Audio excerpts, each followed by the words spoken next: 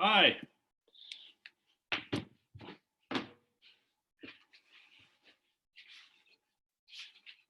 I needed to unmute myself. How are you doing today? I'm great. How are you? Good. Samantha Kaufman. I'm sorry we haven't had a chance to meet yet. I'm Bob Broshine. Good to meet you. Welcome aboard. It's been a little while, but Yeah, it has. good to see you. Thanks. Well, it's been over a year, so yeah, time flies. I know it does. It certainly does. A lot going on all the time.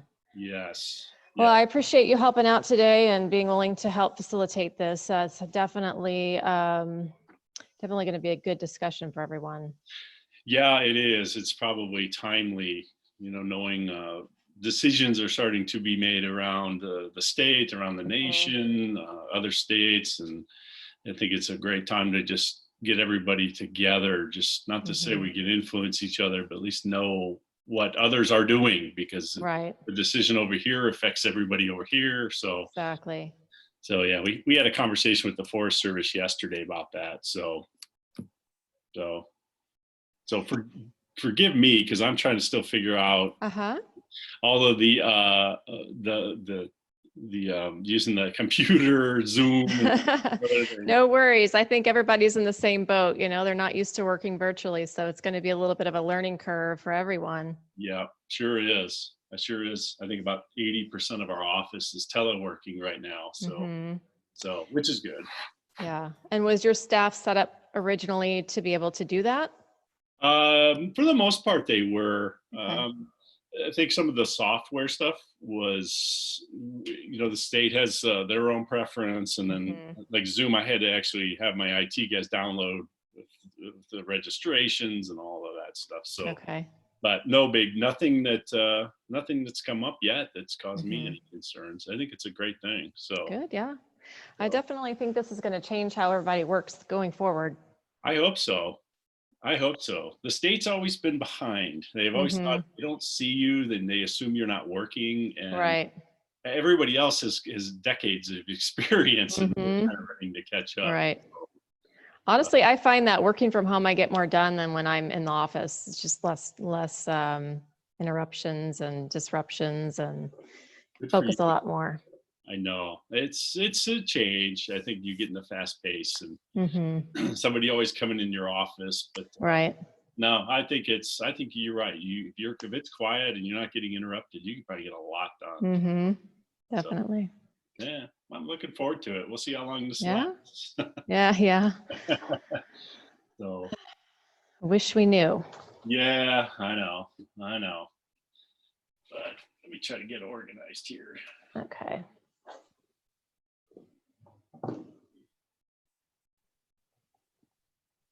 Okay. I don't know how early I was, but. You've got about 3 minutes, so we should start getting people to log on. And John had asked me about doing polls, which I haven't done before, but I just tested it on my last meeting, so I think I can figure it out. I just need to know what questions he wants to ask.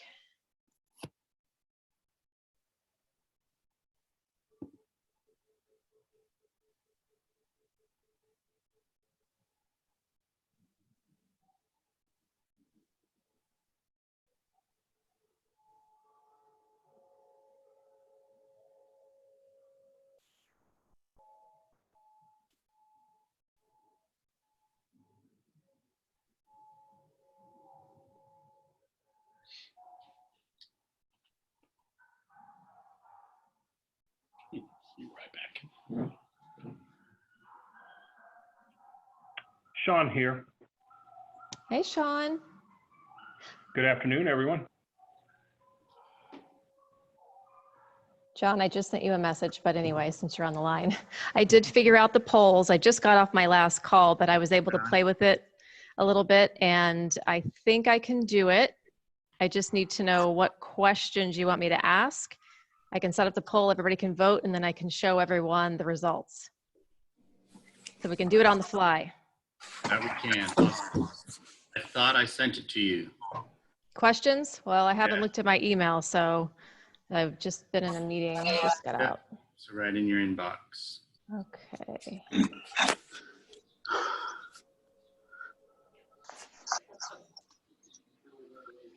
Ah, Hi, everyone. okay. I'll set Hey, this up right now. Christy.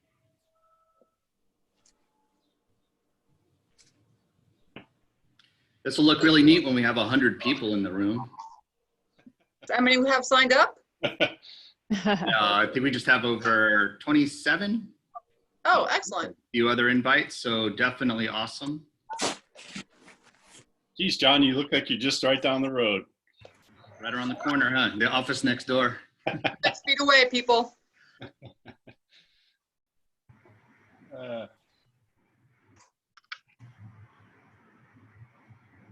Hirschberg working from home. No, in the office.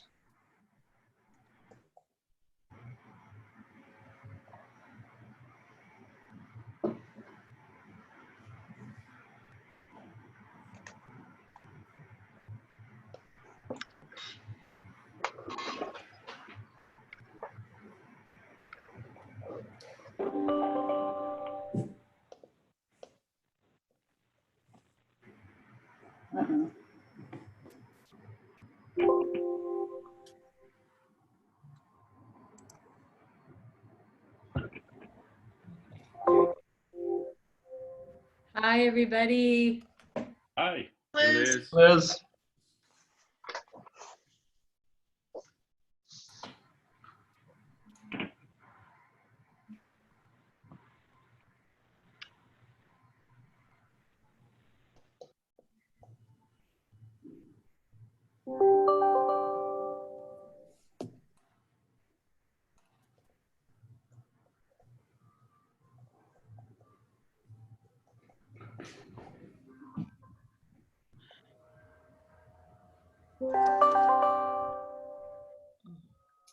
Mute myself.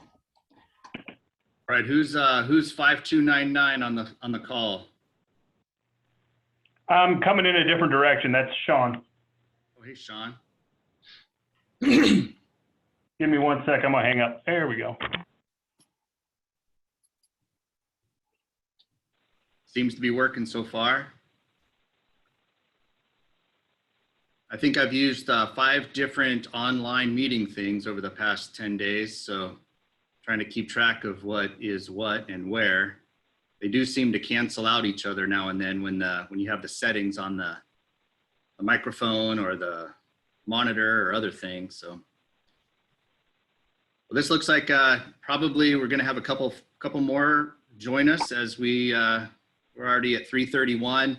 I do have a hard 4:30 personally, but obviously the line can stay open as long as Samantha will allow it to be open. I want to thank everybody for this very quick turnaround. And obviously we are all faced with some pretty challenging circumstances. Not everybody is clear on what we're doing or the direction that we're getting. We've had a lot of different things happen at the local level as well as the state. So again, I appreciate you guys. I reached out to Bob Broscheid with the Director of State Parks and RJ Carden with Director of County, and thought, hey, why not just throw this out and just see if anybody's interested. So Samantha, thank you for pulling that all together. Absolutely. Technology-wise. And just as I guess in meeting in this environment, obviously a lot of you are already doing that, hitting your mute button if you're not necessarily talking. I think this has an option to either raise hands or we can do the chat as well. If you click on the bottom, we can send a chat message to everyone. If you have things that come up as some of us are talking, certainly feel free to do that. Be prepared. I may call on you specifically as we go through this, Donna Miller, and some of the things that we're working on.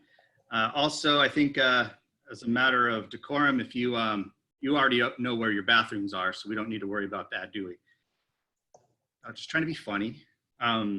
Also, want to call out for Samantha, make sure that you and your staff take some time to visit the APRA website and find the forums that are on there. There's been a few topics, and I've seen a few of the staff from across the state chiming in and trying to get as much information.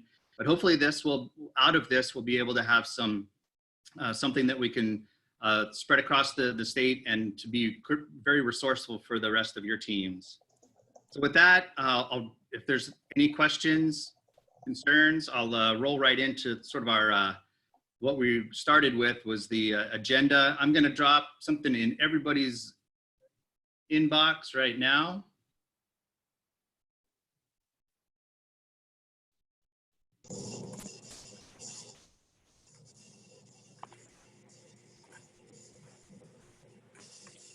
And we'll see how that actually works.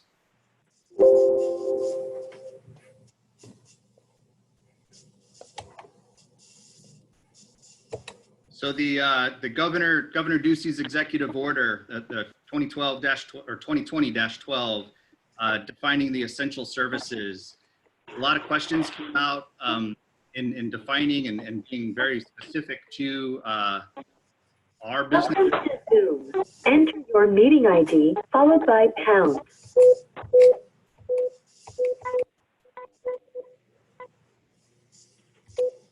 You entered 707000099. This meeting ID does not exist. Please re-enter your. I'm muting everybody, just FYI, you can't, we won't be able to hear you. Welcome, Andy. So we, on the email that everybody just received, I took a couple of cuts out of the Governor Ducey's executive order with respects to the essential infrastructure operations, highlighted a few things that a lot of our departments are very relevant to, including the landscape maintenance, essential government functions, including park personnel, park facilities, and outdoor recreation, and scrolling all the way down to the essential business operations to include that the outdoor recreation activities are now deemed as essential services. And not always are we sure necessarily what that means. I know that there was some immediate discussion amongst some of our mayors and whether or not the governor had the permission to necessarily or has the authority to rule our park spaces. I think there's obviously a lot of legal back and forth on whether and how, but by nature of the federal and now state emergency orders, that there is, at least in our legal realm, some consideration that he does in fact have the ability to ensure and have purposeful intent behind his executive orders in controlling the public spaces throughout the state. And I think that I would bet that all of our mayors probably have different opinions here and there, but for the most part, as long as, from my attorney's standpoint, there was a matter of he does have that authority. However, what is the intent? And so we clearly can't fence all of our parks, but we can close certain parts of our amenities, and our attorney's team feels that that's very appropriate. The number one goal is to mitigate the spread of the COVID-19 and the coronavirus. So if we're all in line with that and we're taking prudent actions in managing our amenities to accomplish that, that there wouldn't necessarily be a conflict between municipal and governor's office. Bob, do you have any insight on some of that with respects to your area, Bob Rothschild? No, I think you captured it pretty well, John. I mean, with the essential services, for state parks, this is, maintaining appropriate distancing with enforcement. Those are the things that go along with, it's the management of trying to stay with the intent of the executive order. But at the same time, we also know a lot of activities and facilities we have closed since the coronavirus broke, just indoor facilities, our museums, our historical non-essential gatherings or buildings, interpretive and educational programs, those types of things. So, what John and I talked about for the rest of the group was, it's good to have this order, but it's another when you have to manage to that order. And I think that's where we all come in, is trying to do what we can for the outdoors. At the same time, we're looking at public health and safety, but also our staff that are, potentially in harm's way, that are going to be out there managing those folks. So the order, we've had a discussion with the Forest Service yesterday from the regional office in Albuquerque there was a major order that came out, and we had a long discussion with them. And John and I had this discussion too. I think mayors will be mayors and governors are going to be governors, and then those decisions. But I think we're all in the same boat on this. For everybody, is one decision will affect either directly or indirectly another. And the example we gave the Forest Service was if you closed your boat ramps, all of your campgrounds down and your trails down, well, where are those folks going to? It's the proverbial balloon, right? You're squeezing the balloon, and now it's going to just move into another area, either at the county level, the state level, or the city or local level. So I think having us being able to coordinate, what those responses are, how we're going to react or be proactive in that discussion. I think this is the great forum that John and Samantha put together that allows us to start that conversation. So, Excellent. Thanks, Bob. From a similar standpoint, we talked about that squeezing of the balloon and this waterfall of decisions made at the top and how they affect. RJ, you've made the news on the overcrowdedness of your facilities, and you're seeing this firsthand and allowing people to get it outdoors. Do you want to talk briefly on where you're at and how how maybe the executive order has started to impact your operation? Sure, John. So I'm not so sure the executive order has had a lot of impact on us yet. Our Board of Supervisors gave me the direction early on that we are going to keep Maricopa County parks open unless directed otherwise by the governor or public health officials. So our marching orders have been much like Bob. We're keeping all outdoor spaces open. We have closed our nature centers where people could congregate in groups of 10 or more. We have canceled all programs, major events. We've canceled all group campgrounds, for example, and group picnic facilities. But our parks are still open for business. And so that's been a challenge for us, making sure that staff are coming in contact with folks.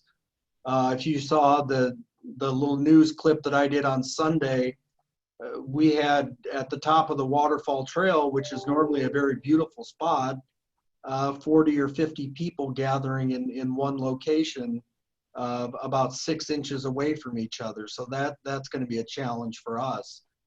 And Bob, you mentioned that, I've been on the phone with the Tonto National Forest Director as well, and then they've closed all their facilities, which then that balloon pushes towards our county parks.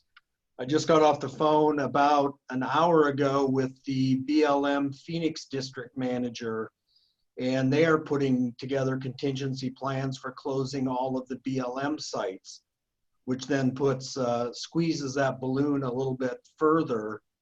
And this past weekend, we had a number of our parks that reached capacity that have never reached capacity before. So it's a challenge for us. We put together now contingency plans for each one of our parks and put a capacity level. So we'll be counting people through the gate each morning, starting probably Friday morning, and we'll be able to put temporary limitations on. So at White Tank Park, for example, once the 500th car comes through the gate, we may be shutting the gate down until 2, 3, 4, 5 cars leave, and then we'll allow 3 or 4 or 5 more cars to come in. So that's basically how we are going to handle the situation. But it won't be easy. People still want to get into the parks and they still want to enjoy them. So we're prepared for people being a little unhappy, but for the most part, at least this last weekend when I was out, people were fairly responsible. They were trying to maintain that 6-foot distance. But it will be a challenge. And as all of you know, things change minute by minute.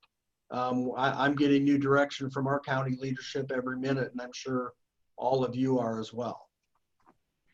Excellent. Thank you, RJ. I certainly agree. There's a lot swirling. So just moving the agenda along so we can kind of make some progress. Thank you guys for that. The amenity by amenity. Samantha, is how's the poll looking? Is that you going to be able to pull that up? I've got it up. I hope it's the way you want it to look. So we'll start there and I'll launch the poll. We'll launch a poll, and I think it may take some folks a little bit of time. So is that something that will, and I've never seen it. Whoa, look at that. This is only my first time out of the test environment of playing with the poll. So this will be a learning experience for everyone.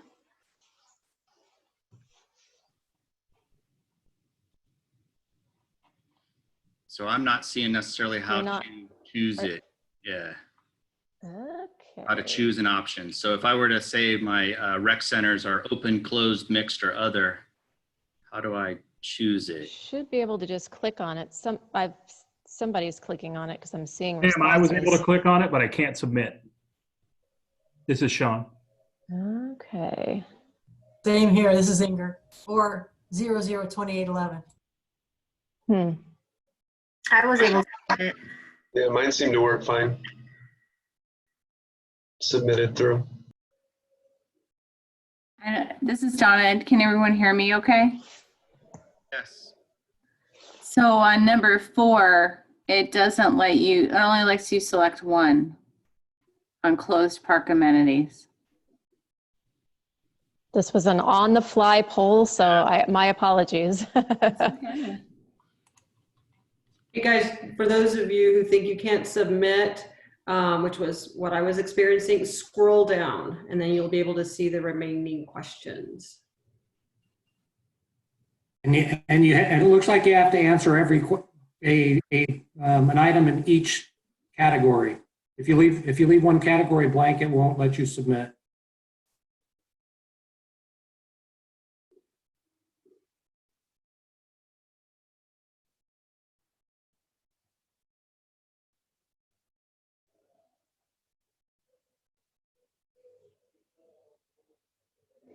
That's really interesting. Everybody probably sees something just a little bit different. Certainly experiencing that across all these different platforms, but an opportunity for us to talk quickly. I think, Donna, you've made the news on closing playgrounds, and I think this was one of the next issues across the state, and at what level. For a lot of the municipalities, we've kind of done a waterfall of closures, starting with the rec centers and the senior centers and those types of enclosed facilities, and then possibly moving out into some of the neighborhood parks where it's lockable. Like for us in Peoria, where if it's lockable, we've locked it, including bathrooms. We've put a posted sign that the reason is because of to mitigate the spread. But we're obviously, the mayor's website is getting lit up with both sides of the story. We're getting calls from folks saying, like, I can't believe you're not citing these crazy COVIDers, or whatever that term is, that there's folks playing basketball in great numbers. So the latest is, are we going to shut the lights off at our basketball courts? So those are kinds of things that we're all dealing with. Donnie, do you want to go through how you guys came to the decision to actually start to close your playgrounds, and any of the feedback in the past, 38 hours? Yeah, I think part of that problem of making the news is I think they saw the press release and they mistook it. They thought we closed the parks down completely. So we did have to reach out and say, no, it's, the amenities within those parks.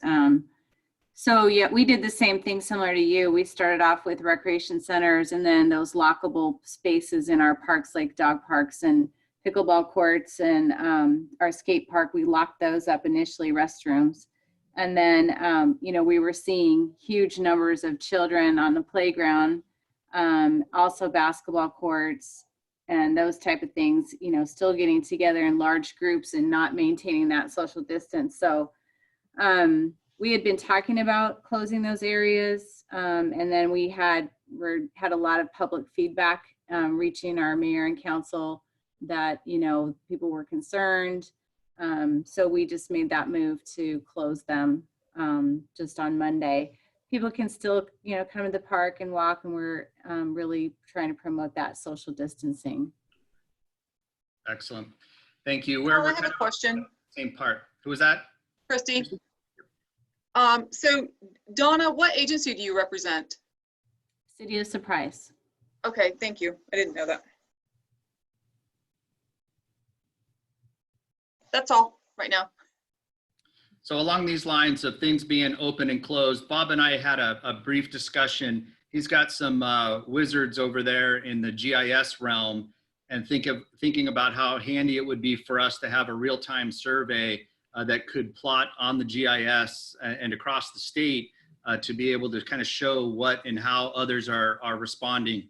I will tell you that every move I make in making a decision for my park system, my first question from my deputy city manager is, well, what is everybody else doing? So it would be very, very helpful if we can further develop that. I wanted everybody here to know that Bob's volunteered his resources to be able to sketch into. We don't know, kind of like the survey that Sam did. We'll try some things on the fly.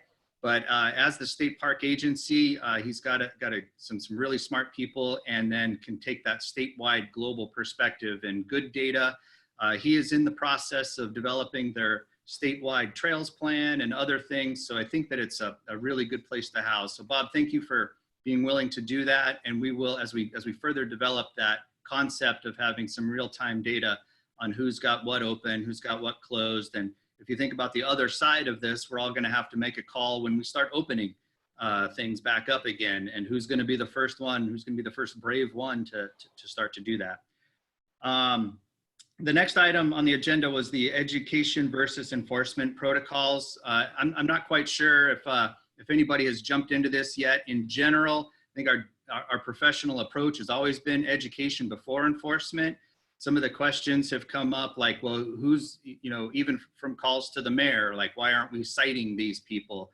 Things along that line. Does anybody have any direct experience in some of this, or has anybody gone to enforcement? Has any tickets been written to people that are not practicing social distancing? This is Christy. Donna, sorry.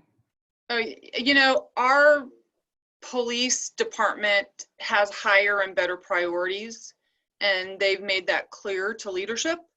And they are our enforcement arm. And so unless there's a physical altercation, our PD is not going to be enforcing 6 feet.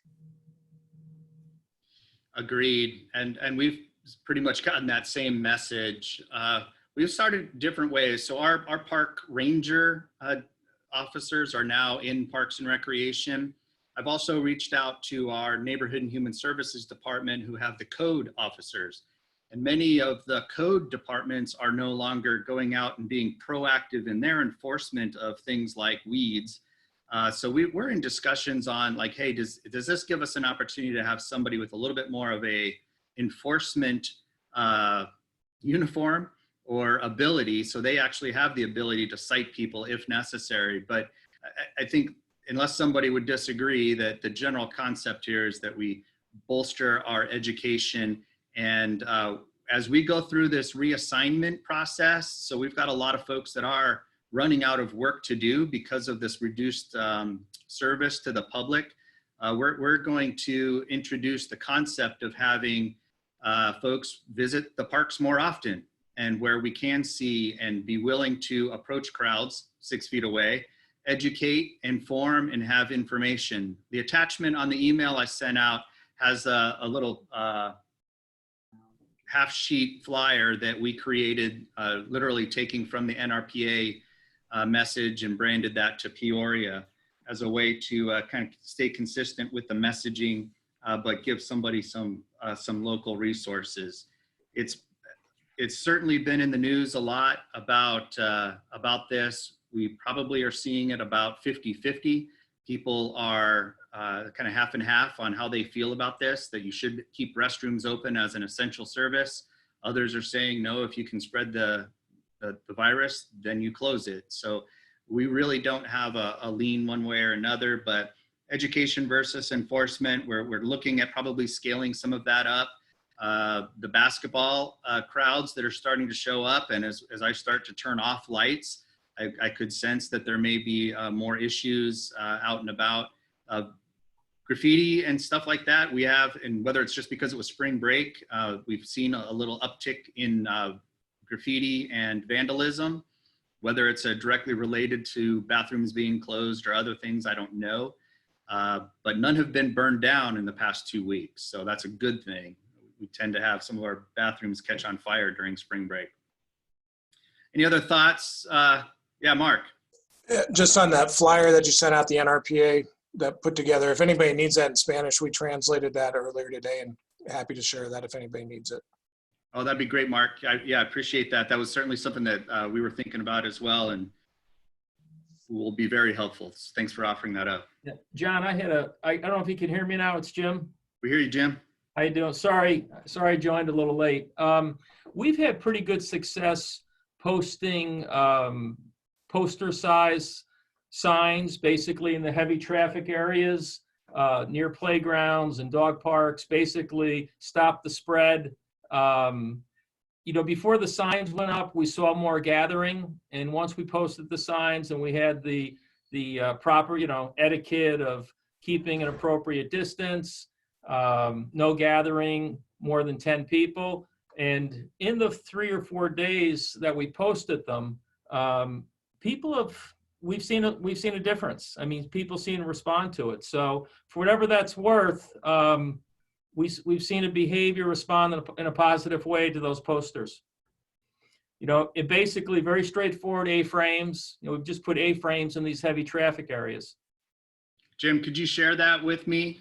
Reply, and I'll get that out to the entire group here. Absolutely. Yep. And yeah, that'll be another great resource. Mark, if you can just shoot me the reply to that email that I sent, and we'll circle that back around to everybody. And everybody knows everybody here. I guess I should ask, everybody care if we share each other's email? No issues? No, it's great. Be very helpful. I know I've seen a couple of the threads that have gone around. A couple of us have participated in some of that. I'm sure all of your inboxes are just totally lit up like mine. So you want to try to keep things centralized and under a similar theme. So any information that you have that you think about that would be circled back under this group, and we'll call it keep it under the same title so that we're all talking about the same thing with this virtual directors roundtable. So with that, also in the email, the NRPA messaging, so kind of transitioning into what the NRPA is putting out. I've been using them as a resource. Obviously, I think it behooves us to kind of stick to the message there. And the survey that Dana put out, I put a link to his survey. It's over 360, I think, surveys that were put in there. So more data and a couple of things that were interesting. The closure of bathrooms and the closure of playgrounds are certainly seem to be trending to be more of that approach. But we are really, as a nation, all over the map when it comes to how we're handling the closures and the processes. So keeping tabs on where that is. Good information for folks, and certainly very viable as we start to have more people participating. Any other questions or thoughts or comments on the NRPA? Great. The next item I have, number 5, State of the Parks Initiative. I wanted a chance, because there's a little bit of a connection between number 5 and 6. With the old saying goes, don't let a good crisis go to waste.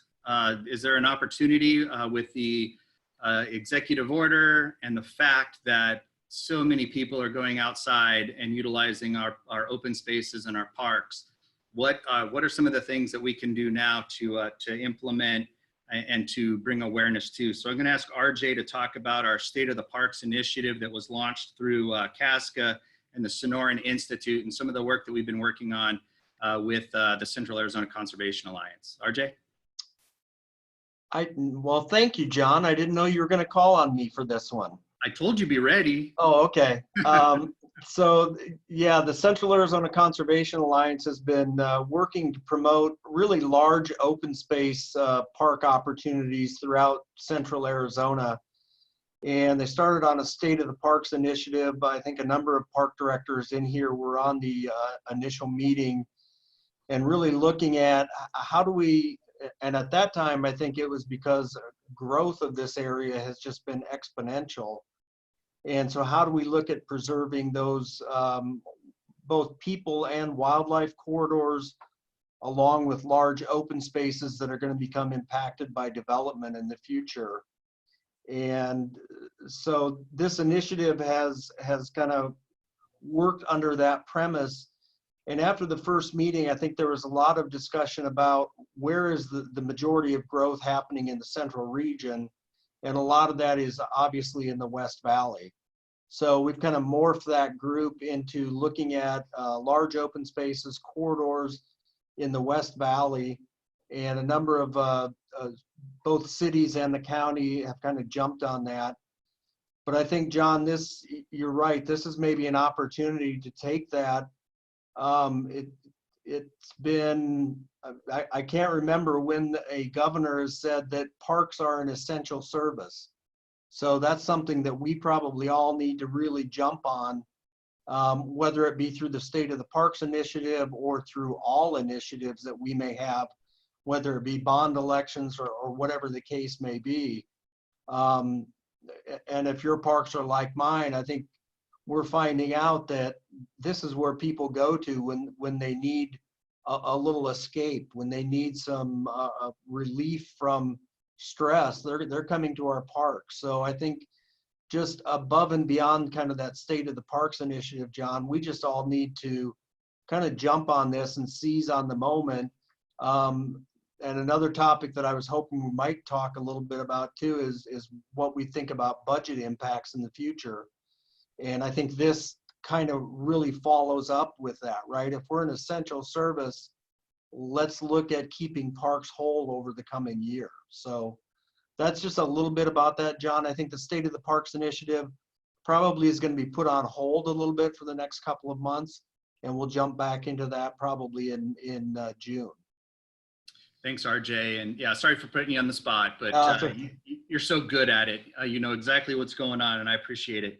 The that sort of silver linings topic, and I know we're all thinking through that, but this too shall pass. We can be very, very strategic as a group. Again, I want to thank all of you for coming together. And RJ, you briefly mentioned. Go ahead, Mark. Yeah, before you get to silver linings, for my East Valley friends in particular, let me share with you the bad news of what's happening here and the actions that we're taking. And I wasn't here in 2008, but I've heard the stories, and I recall that, and I've been told that when the recession hit, Mesa was the first one to go into it and hit hard and hit deep. And while our parks are whole and they're popular and they're being overused right now, as everybody has mentioned, there's the financial reality to this, as RJ mentioned, and what does that look like? And for a city like Mesa without a primary property tax, we lost half of spring training with 2 teams, including the most popular team in the Cactus League. And 6 of the 7 games we lost were sellouts. We have no food tax, everything's closed, and we have no sales tax. Today, the city managers recommended to council that we start preparing 6-month, 9-month, and 12-month plans, including the closure of all aquatics facilities, cancellation of all recreation programs, closure of the Mesa Arts Center, closure of all 3 libraries, closure of the IDEA Children's Museum, closure of the Arizona Museum of Natural History, and closure of the Mesa Convention Center and Amphitheater. I am in the process now of looking at doing everything I can to save full-time jobs and minimize impacts as much as possible, and looking at delaying and cutting projects. We had a bond issue pass in 2018. We're already canceling design contracts where we're at on projects and started that process, pushing construction out, just in the name of saving positions again. This is going to catch up with everybody eventually on that reality of what that looks like. And if you haven't started being proactive, because this has all happened for us very quickly. I haven't slept in 2 days, I don't think. So my eyes are probably reflecting as we've tried to start processing and working this. I've spent every waking minute today on Zoom calls trying to explain to staff what's happening without all the information. It is not a fun position to be in. But for a community like ours, it is the reality. And next Thursday, council is being asked to adopt one of those formal recommendations. The good news is after the study session, if there is good news in any of this, they said just focus on your 6 months right now and get us through October 1st and find as much as you can reduce. We've rescinded job offers. Inger, I know that her and I have talked almost every day through all of this. Phoenix is put the hiring freeze and the spending freeze in place. We did the same thing immediately. We are now rescinding job offers from people at this point. It's getting real ugly real fast. Mark, thanks for jumping in, and that's exactly where I was going with the next efforts for the closures. Well, silver lining sounds like all the positive flowery stuff. We too are going through that process of what projects are going on hold, how to deploy people and realize what positions are of the right nature. So well framed. And yeah, every one of our municipalities are structurally different. Mesa swings high when the high swinging is there, and then swings way low when things like this go on. So same thing with a lot of our other areas. When we have so much riding on sales tax and just nothing's open, there's a lot, and we will be affected. And what are the ways that we can continue to be considered that essential service? The planning is definitely the hard part, and where once again, what's everybody else doing? So this cross section of our state is going to be critical that we maintain and kind of know, like you said, we can always reach out. I know Inger's a wealth of resource. Mark, you've been through this, you're wrestling with stuff, and I think that we can help each other get a little better night's sleep by sharing information and knowing that this is a place that we can come together and kind of brainstorm and what we can do to make value as professionals. So the staffing, we've done the same thing, sent a list of who's not going to be working over the next 2 weeks. So we're literally taking it sort of 2 week at a time, payroll by payroll. What are we doing to reduce the immediate expenses? We're analyzing all of our contracts as to what we are going into, what's the stage. Some we've already purchased equipment. Makes no sense to leave it sitting on the ground. So there's some things that will move forward. We're fortunate in Peoria that we've got a very robust reserve fund or rainy day fund that's in a good spot. Council's going to be put in a very, very difficult decision mode, as are we as directors. So thank you, Mark. Any other comments along that line? Hey, John, this is Inger. I'm the white tile on the ceiling there. So we have the Parks Preserve Initiative Fund. So a lot of our capital stuff, we can just keep going because it's not really based on, we can't use it for anything else, right? So we're going to continue to build playgrounds and things of that nature. And so, we got a different situation, like you mentioned there, related to being able to build things. However, we might have to end up either fencing it around, like we have a Cesar Chavez Community Center that we're building. We might not be able to open it in 1.5 years when it's going to be done. So it's those kinds of things, but the funding is just exclusively for the types of things that we're doing. So we'll continue to move forward, which everybody else might slow down because of the way they get their revenue in. We also we've proposed a plan much like the county has about maybe limiting access and then letting people come in as people go out. And so I'm going to know more about that probably end of day, early tomorrow, but it would be at places like Papago Park, where Hole in the Rock, we went from 11,000 visitors last year in 22 days to 26,000 at the same time this year. So those are things that we're going to have to do because the optics are just, you're not practicing social distancing, and people take pictures like they did in the county, and that's what goes up on the newspaper, and then everybody loses their mind. So that's kind of just a couple of things for us in Phoenix. Well said. Thank you. Other thoughts, guys? Brian, you got a big handle on things down in Avondale now? Let's see, first week was closing everything and canceling everything. And then this week I'm home. So it's been interesting. Well, we're all with you, bud. So yeah, hang in there. Again, we're knocking. Actually, we did pretty good on time, if the time is right on my computer. So we rattled through a lot of things. We've got a little bit on the calendar. If we want to continue to share on different items, if we want to wrap up now. And one of the things I wanted to offer up is a chance to maybe do something like this every week or every other week, or do we just put something on the calendar? And if you can make it, you can make it. I don't know that scheduling anything, although all of our calendars are probably a little more flexible today than they have been in the past.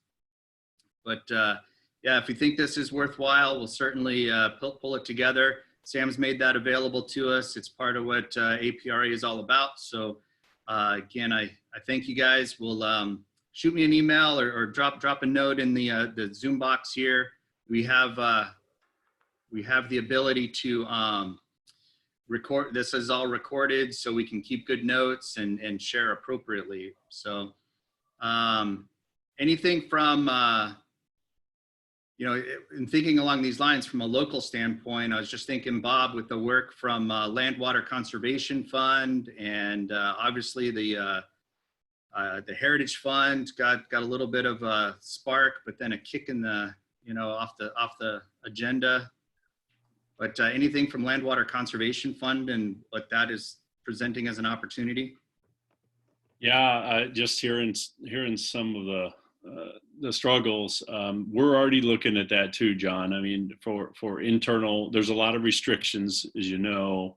I think everything at the state level, legislature passed a series of coronavirus related legislation, pretty much ate up about over $50 million, which I think was the surplus that everybody was clamoring after in the legislature. So they're out for 3 weeks. I don't know. We're looking at what this is going to hit our revenue at.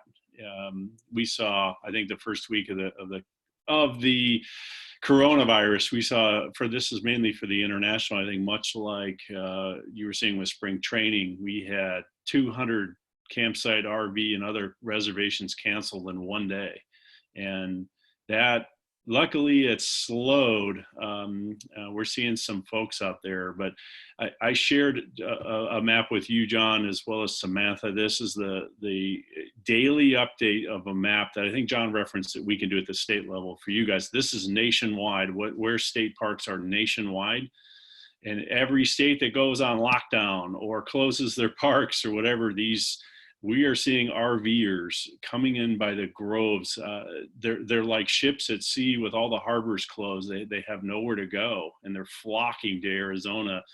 So we're seeing that increase. But we can look at LWCF to maybe if we can help out you guys at the city level. It's meant for you. It certainly is. It may not have been that way in the past, but if there's things that we can do, maybe Park Service can give us some latitude during this, and maybe they can free up some of those regulations. I don't know, but I think it's time to start that conversation with them, and just to see if there's something that we can do to help you guys from the state, from the Fed to the state to the city or to the local.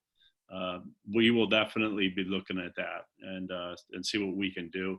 I think if we can find something out, John, I think this would be a great agenda item. Maybe we can bring this back and get your input. I want to, need to hear what is you guys would need, and then what LWCF possibly could help you out at. I'd be absolutely willing to have that conversation. Much like closures of Forest Service or BLM, if you guys close at the city or the county level, it's just going to come our way. So we have an interest in keeping you open. I think that's what we should be doing. So I will dig what I can and brief you guys at the next meeting, however often you want to do this. I think that's a great idea. Great. Thanks, Bob. All right, anybody else? One last chance. We're at 4:13. John, it's Jim. I just had a quick comment. Had you all talked about in the park maintenance area, how departments have protected those staff by doing alternative work shifts and that type of thing. I know I came in a little bit late. I wasn't sure if you'd addressed that earlier in the meeting. Jim, we did not, but that's certainly something that I think a lot of folks are going through operationally. Anybody have any specific experience in limiting work crew size, rotating shifts so they're not all coming to the clubhouse at the same time? Well, what we did in Marana, in the water department and the public works department and our department have all instituted the same program, is that we've all split our, say you have 20 staff, that maintenance team is split into an A team and a B team, and to cut down exposure and just do essential functions. So there's no preventative maintenance, there's no general maintenance, it's just sanitizing, trash control, I mean, essential functions. But the A team would work this week, B team would work next week. Staff are paid on the week that they're off, but the understanding is that during your shift, if you work 7 to 3:30 and you get a call at 10:30 in the morning, you have to be on site within 45 minutes. You have to respond. But what it does, it protects us from having an entire maintenance team wiped out for 14 days. So it was a measure to protect. The other thing that it did in regard to obviously protecting that human resource, that personnel, it also from a morale perspective, our park maintenance staff who were seeing everyone starting to telecommunicate, they absolutely felt as if as a working group, they felt protected. They felt the organization was looking out for them. But we did a preparedness action plan for every department and division, including recreation staff. But for the park maintenance team, the bottom line is we divided them into 2 working teams, and it's been very positive. But we're not going to have our entire team wiped out if one person in a particular area gets sick. Great thoughts there, Jim. Hey, Jim, would it be possible to share those plans, those preparedness action plans? Yeah, I'd be happy. In fact, I had communicated with Christy last night. I've been meaning to send it over to her, but I'll send this plan out to John. If you can provide me emails, I'll send that email out to everybody who's on this phone call. Absolutely. And basically, it's a preparedness action plan for the department in the situation, and it identifies what everybody, including your director, deputy, right on through your department, what everybody's schedule is and essential functions. But yeah, I'm happy to share that. So, not to get too granular, but it's, I mean, like Mark said, long term, I mean, it's the budget strategy, which is major, but in this immediate next month, I just wanted to touch on that because we do need to survive and try to keep functioning the best we can.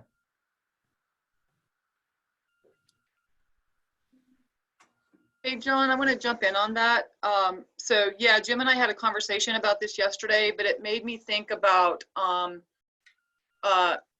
operational preparedness and our leadership. And with so many people working from home and coming into the office, we are going to be kind of tag teaming where I'm not going to be working the same time as my deputy.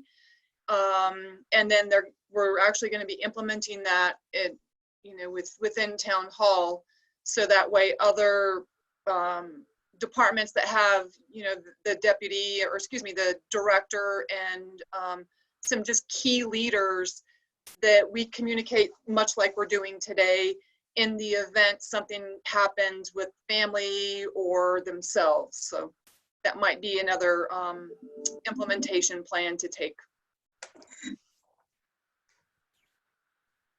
Excellent. Thanks, Christy.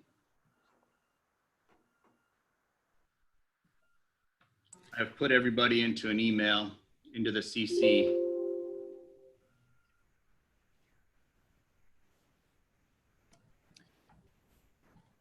Hey, this is Steve Hardesty in Casa Grande. I just joined you guys.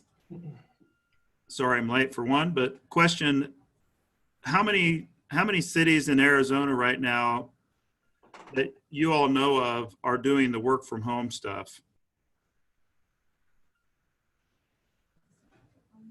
Steve, my guess would be damn near everybody. Yeah, I think everybody, yeah. So we're a mix. We've got a number that are, we have more people reporting to work than we do working from home. But we have a few systems. Our frontline customer service are able to work utilizing technology. All of our maintenance crews are still reporting. Rec center staff, even though closed, are sort of that winding down, taking care of areas, working with the directive to practice the 6-foot distancing and wipe down morning and wipe down when you leave.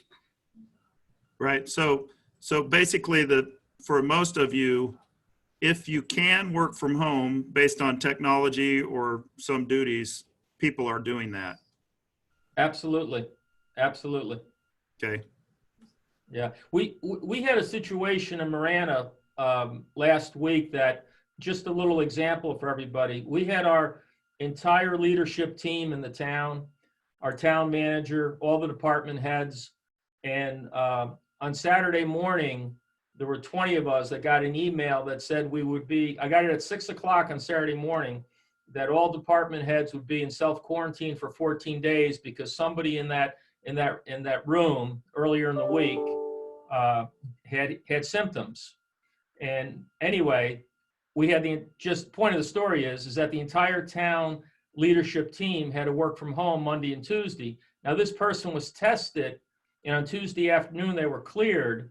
So department heads, police chief, all the directors could come back to work on Wednesday. But it's just an example of how quickly an entire group of leaders can get wiped out if they're exposed to a person who is infected. It was pretty sobering. And as a result of that happening, we've gotten extremely proactive throughout the organization where, as Christy said, if you're a department head and you have a deputy, just start flipping days because we can't lose both of you. So I just share that with you because you can get leadership wiped out if you're all in the same room, and it's devastating to the organization. We were lucky. Our person tested negative, but it could have been the opposite.